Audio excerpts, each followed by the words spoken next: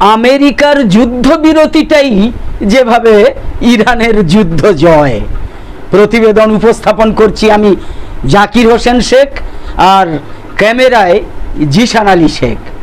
আমেরিকার যুদ্ধবিরতিটাই যেভাবে ইরানের যুদ্ধ জয়, এটাই হচ্ছে আজকে আমাদের প্রতিবেদনের শিরোনাম, আর এটাই হচ্ছে বাস্তব। তেহরান এবং ওয়াশিংটনের মধ্যেকার 2 সপ্তাহের যুদ্ধবিরতির মেয়াদ বৃদ্ধি করা হয়েছে, বাড়ানো হয়েছে। মার্কিন প্রেসিডেন্ট ডোনাল্ড ট্রাম্পই একতরফাভাবে ইরানের সঙ্গে যুদ্ধবিরতির মেয়াদ বাড়িয়ে দিয়েছেন। তেহরানের পক্ষ থেকে আদৌ এমন কোনো অনুরোধ করাই হয়নি।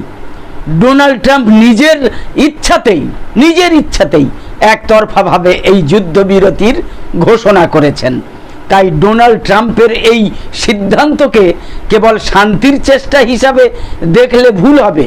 এর পেছনে আরও গভীর অনেক কারণ আছে।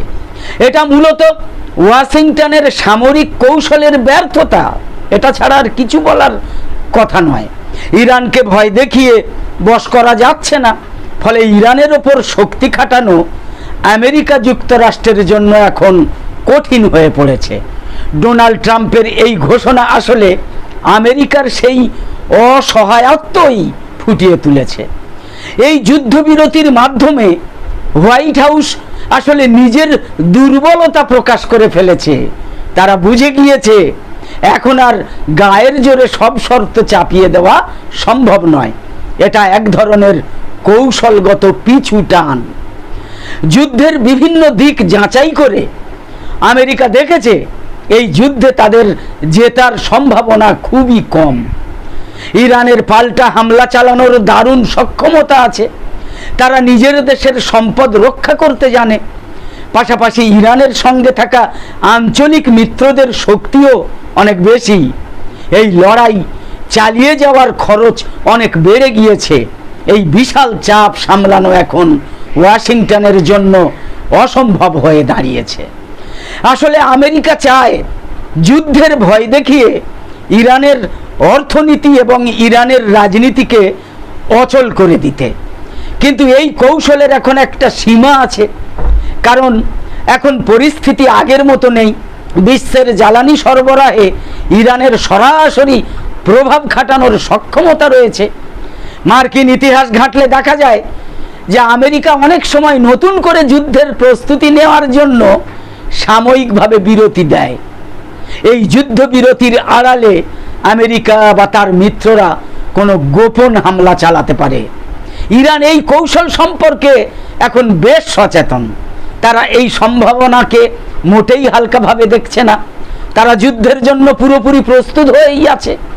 সহজ কথায় এই যুদ্ধবিরতি কোনো শান্তির সংকেত নয়, এটা সম্ভবত নতুন করে শক্তি গুছিয়ে নেওয়ার একটা সুযোগ মাত্র।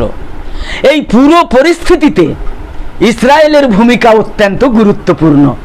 ধারণা করা হচ্ছে যে আমেরিকা এখন সরাসরি লড়াই থেকে দূরে থাকতে চাইছে। এর বদলে তারা ইসরায়েলকে সামনে রেখে এই যুদ্ধ চালিয়ে যেতে চায়। লেবানন সংকটের মতো নানা অজুহাত তুলে তারা ইসরায়েলকে ব্যবহার করতে পারে, এটাই বলছেন আন্তর্জাতিক বিশ্লেষকরা, বিশেষজ্ঞরা। নিজেদের ক্ষতি এড়াতে অন্যকে দিয়ে যুদ্ধ করানো আমেরিকার পুরনো একটা অভ্যাস। কিন্তু ইরান সাফ জানিয়ে দিয়েছে তারা এই চালাকি মানবে না, এই চালাকি তারা ধরতে পেরেছে। তাই ইরান বলেছে হামলা ইসরায়েল করলেও তার দায় কিন্তু আমেরিকাকেই নিতে হবে। তারা এই দুটো দেশকে, আমেরিকা আর ইসরায়েলকে, একটা পক্ষ বলেই জানে এবং মানে। আমেরিকা ইসরায়েলকে তারা আলাদা করে দেখছে না, এটা তারা একটা পক্ষই ভাবে। পুরো পরিস্থিতি পাল্টে দেওয়ার মূল চাবিকাঠি হলো হরমুজ প্রণালী। এই সমুদ্রপথ এখন ইরানের নিয়ন্ত্রণে রয়েছে। সারা বিশ্বের তেলের একটা বড় অংশ এই পথ দিয়েই পারাপার হয়।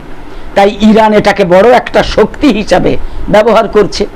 পশ্চিমা দেশগুলোর অবরোধের পাল্টা জবাব দিতে ইরান এই পথকেই বেছে নিতে বাধ্য হয়েছে। তেহরান স্পষ্ট জানিয়েছে যে তারা এই পথ খুলে দেবে না, প্রয়োজন হলে তারা এটা পুরোপুরি বন্ধ করে দেবে। বরং এর ফলে সারা বিশ্বের জ্বালানি ব্যবস্থা বড় ধরনের বিপদে পড়বে। তাই এই লড়াই আর কেবল যুদ্ধের ময়দানে সীমাবদ্ধ নেই, এটা বিশ্ব অর্থনীতিকেও নাড়িয়ে দিচ্ছে। আমেরিকা চায় যুদ্ধের ভয় দেখিয়ে ইরানের অর্থনীতি এবং রাজনীতিকে অচল করে দিতে, যেটা বলছিলাম। কিন্তু এই কৌশলের এখন একটা সীমা আছে, কারণ এখন যা পরিস্থিতি, এই যুদ্ধ পরিস্থিতি আগের মতো নেই। বিশ্বের জ্বালানি সরবরাহে ইরানের সরাসরি প্রভাব খাটানোর সক্ষমতা আছে। ফলে ইরানকে চাপে রাখতে গিয়ে অশান্তি জিইয়ে রাখলে কেবল তাদেরই ক্ষতি হবে না, এতে পশ্চিমা দেশগুলো সহ পুরো বিশ্বের অর্থনৈতিক ভারসাম্য হুমকির মুখে পড়বে। অর্থাৎ ইরানের ক্ষতি করতে গিয়ে আমেরিকা এবং তার মিত্ররা নিজেরাই বিপদে পড়বে, নিজেরাই বিপদে পড়তে পারে। বিশ্বজুড়ে শান্তির চিরাচরিত ধারা বদলে যাচ্ছে। ইরান এখানে কেবল বসে থাকা কোনো দুর্বল পক্ষ নয়, তারাই এখন যুদ্ধের নতুন নিয়ম ঠিক করছে। তারাই, ইরানই যুদ্ধের নতুন নিয়ম ঠিক করছে। ইরান এই যুদ্ধবিরতিকে কারো দয়া হিসাবে দেখছে না, তাই নিজেদের সামরিক শক্তিও তারা কমিয়ে দেয়নি। এতে শক্তির এক নতুন ভারসাম্য তৈরি হয়েছে। এখন চাইলেই কেবল ইরানের ওপর যুদ্ধের সব ক্ষতি বা সব দায় চাপিয়ে দেওয়া যাবে না, আমেরিকাকেও এর মাসুল গুনতে হবে। ডোনাল্ড ট্রাম্পের এই পদক্ষেপ ক্ষমতার কোনো লক্ষণ নয়, বরং এটা মানে ওই যুদ্ধবিরতিটা পরিস্থিতির ওপর আমেরিকার নিয়ন্ত্রণ হারানোর একটা বড় সংকেত। এই অনির্দিষ্টকালীন যুদ্ধবিরতি প্রমাণ করে যে আমেরিকার শক্তিরও একটা সীমা আছে। তাই এখন বড় প্রশ্ন এটা নয় যে যুদ্ধ চলবে কিনা, বরং বড় প্রশ্ন আসলে এটা, আসল প্রশ্ন হলো এটা যে এত দীর্ঘ লড়াই চালিয়ে যাওয়ার শক্তি শেষ পর্যন্ত কার হাতে টিকে আছে, ইরান নাকি আমেরিকা।